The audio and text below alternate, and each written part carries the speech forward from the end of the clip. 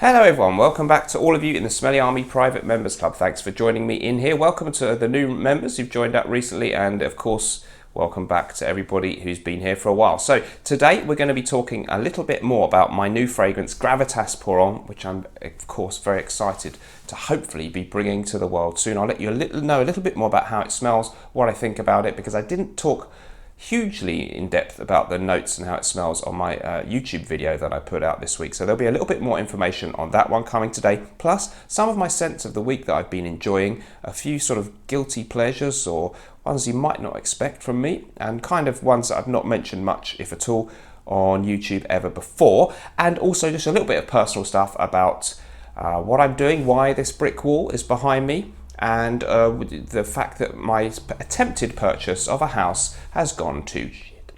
So yeah, let's get into that in a minute. But before we do that, let's talk about the Mr. Smelly fragrance. So Gravitas Pour On, I did a video on YouTube, so you may well have seen that, so I'll try and be brief in terms of things that I'm repeating there. The notes in it are top notes of, I should know this by now, but I haven't memorized it quite yet, bergamot, mandarin and lavender. In the mid, we've got cardamom, coriander and pepper, and the base notes are ambergris, oak moss and patchouli.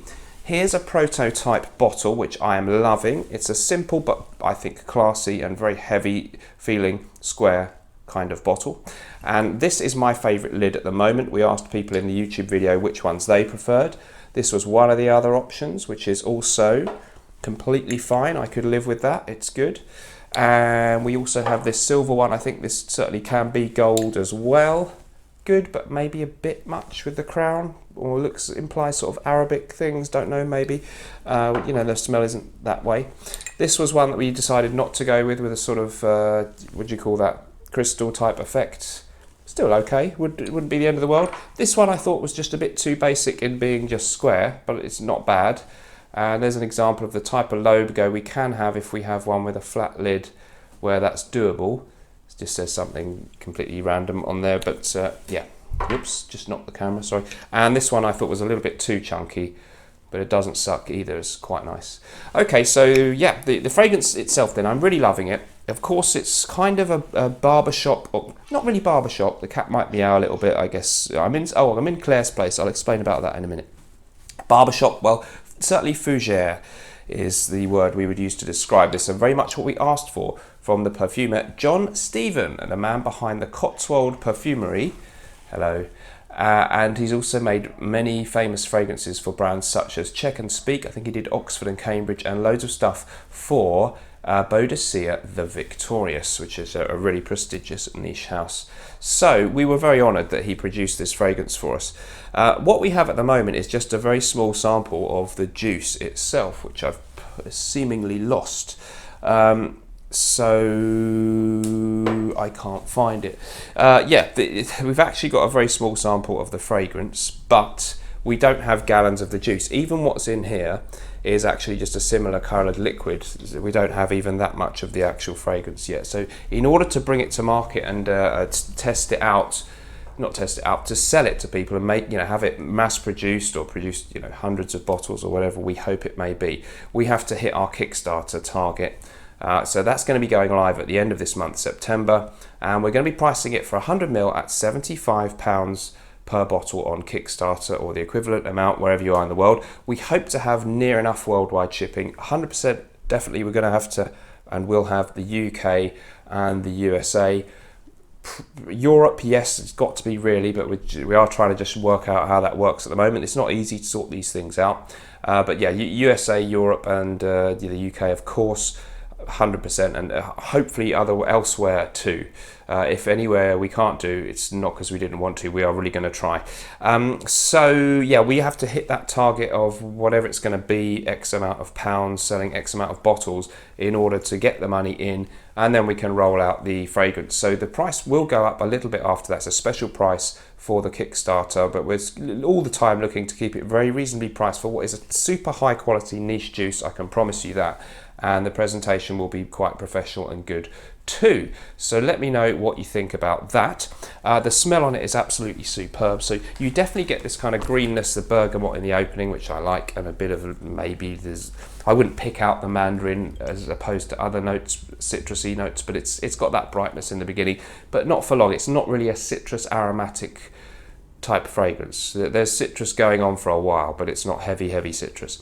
Lavender is very prominent. It's not an out and out lavender bomb like Caron pour un homme de Caron or other similarly lavender centric fragrances, but there is a noticeable lavender note in here. I don't mind that because I love lavender. It's also spicy and peppery, so you've got coriander, cardamom and pepper, very much spicy and peppery, and reminds me in that respect a little bit of Creed's Spice and Wood, which I love and is a 10 out of 10 fragrance for me. So it's got a little bit of that kind of warm, spicy feel in it.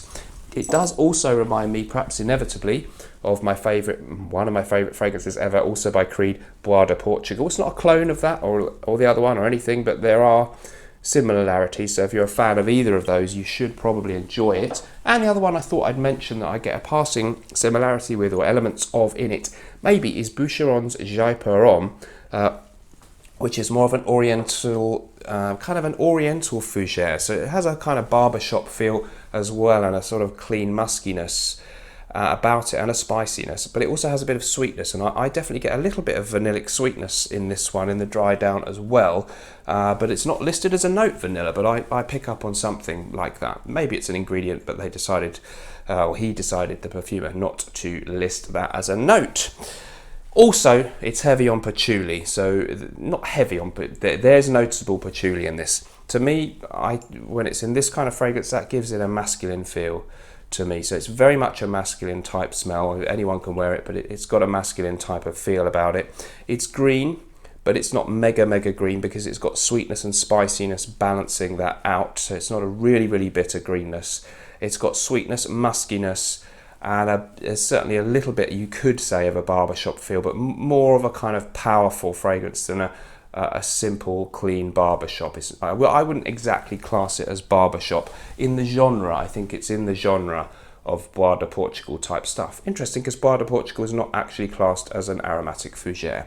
These definitions never mean much to me. It seems to last really well. I'm never very good at saying, oh, it lasts for 3.5 hours and then it becomes a skin scent, or it's for 2 meters. So I don't know yet, but it's strong. It's 20% perfume oil, so I believe that qualifies as extract de parfum. So it's going to be very long lasting, and I'm getting powerful performance so far. Also complex, it changes a lot from that first moment.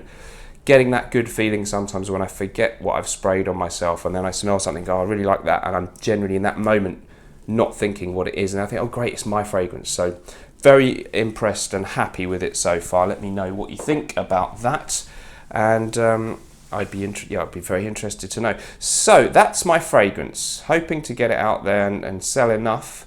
So I guess we're going to have to maybe be looking at selling somewhere around 160-ish bottles to hit the target. I forget what number our target is in terms of pounds or numbers of bottles, but that's what I'm looking at. So I pray that I can do that. Moving on then, a few little guilty pleasures, or ones I've been enjoying this week. One of them is this one, Delicia de Marshmallow, one of Claire's fragrances, because I'm at her place. I'm looking after the cat. She's gone on holiday. You may think that's weird.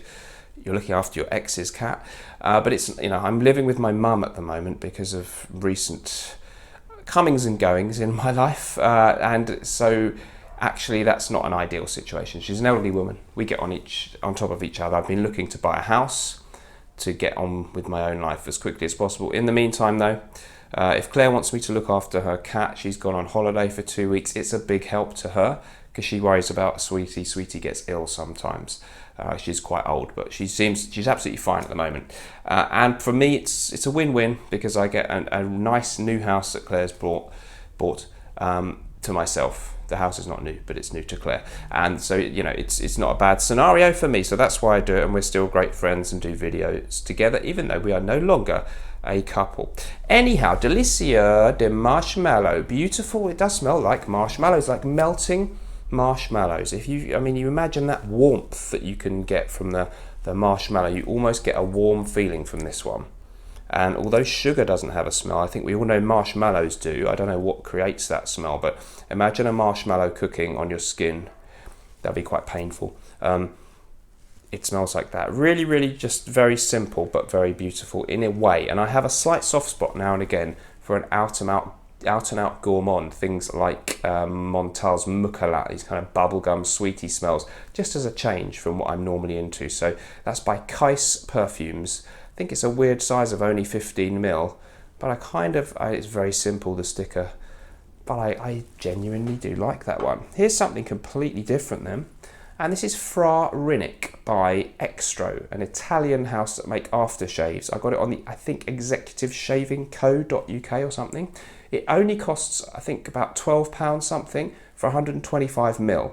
It's an aftershave eau de toilette, so the concentration is eau de toilette, but it's kind of mainly designed to be used as an aftershave splash. And it's really, really lovely. It opens up with arancia, that means oranges, they got it in Italian, petitgrain, Spezi, I don't know what that is, please let me know. Gelsomino, don't know. Violetta, violet. Tuberose, ylang ylang.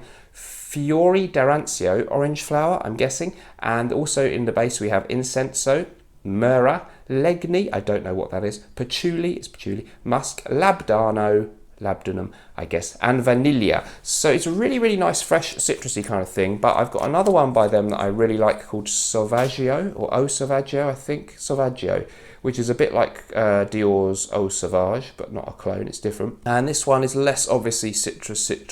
That one's very lemony.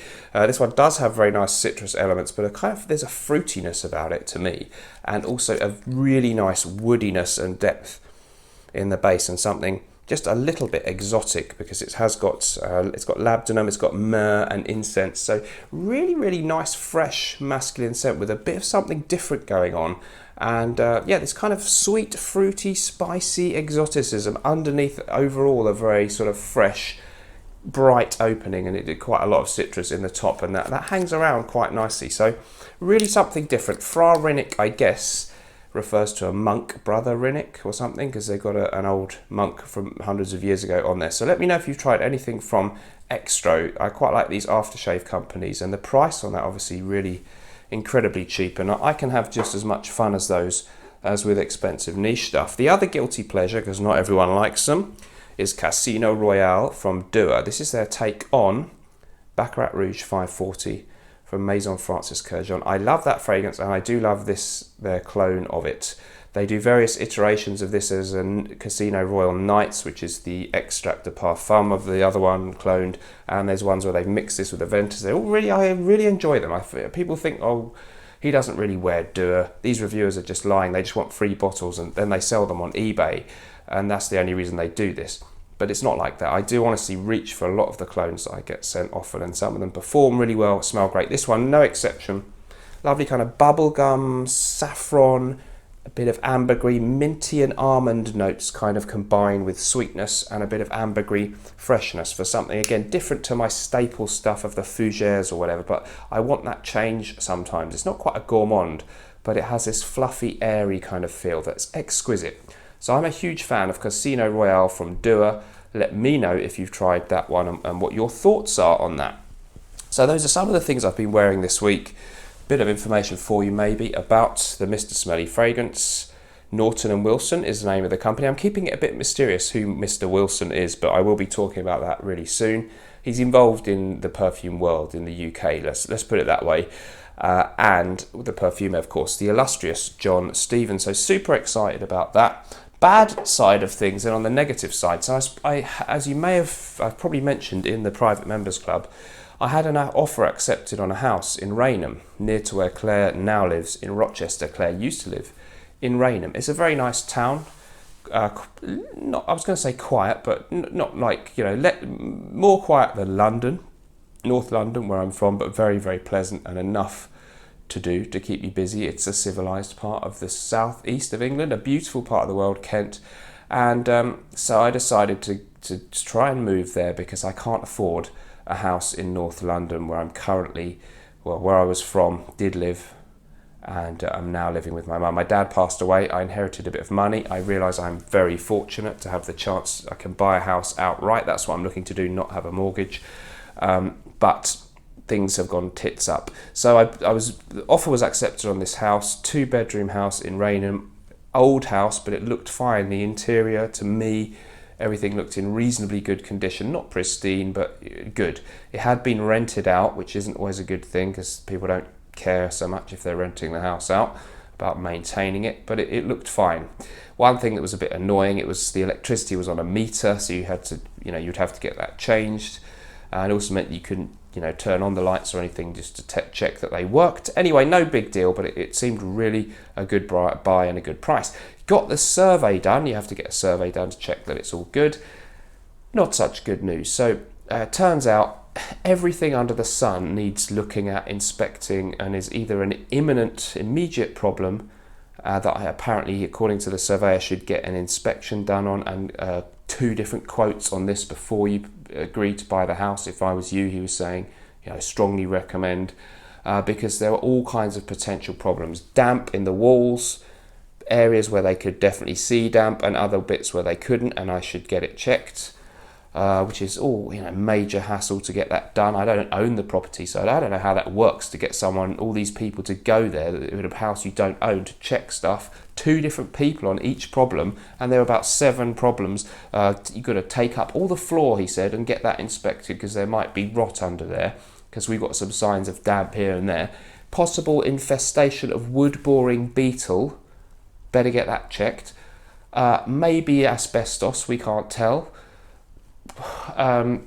That's not good. I can't even remember. Stuff to do with the chimney. At some point you're going to have to get scaffolding up, and the chimney is going to have to be dealt with, the chimney stacks. Untold issues and problems. It was like a massive headache. Couldn't believe it, really.